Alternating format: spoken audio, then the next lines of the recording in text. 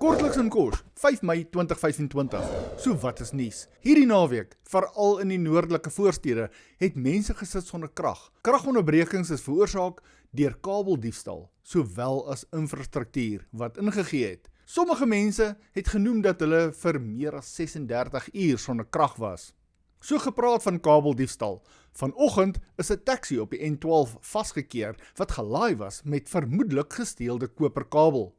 Die taxi is agtervolg van Bloemhof af en in Klerksdorp op die N12 naby Plataanlaan deur die SAPS en sekuriteit tot stilstand gebring. Daar is ook 'n Toyota Fortuner net na Rio Casino vasgekeer, maar of die twee gekoppel is, weet ons nog nie. Ek bring meer inligting hieroor later soos ek dit ontvang.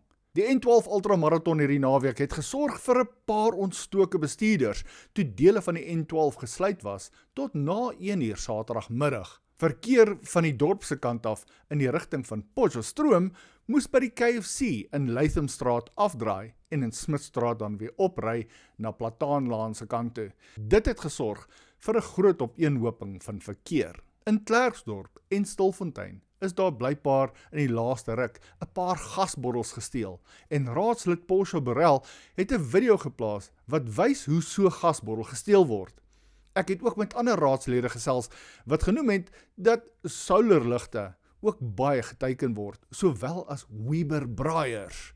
So maak seker jou Weber is toegesluit as jy klaar gebraai het.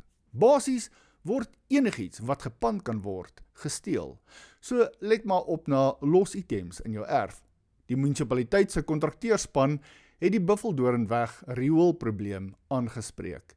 En kom ons hoop dat die reukprobleem in die Netbank en Afbob kantore area opgelos is. Cash Online verwelkom dan ook vir Dr. Warno Hatting in Klerksdorp, wat 'n nuwe chiropraktyk oopgemaak het by 125 Eanstraat, daar by die Arnold en Wessels gebou. Hierdie nuwe praktyk se naam is Move Freely, Live Freely. Welkom in Klerksdorp, Dr. Hatting. As jy enige nuus wil bydra tot Kortliks in Kos, stuur alle inligting met foto's en video, indien beskikbaar na WhatsApp 076 350 6221. Sien julle binnekort weer.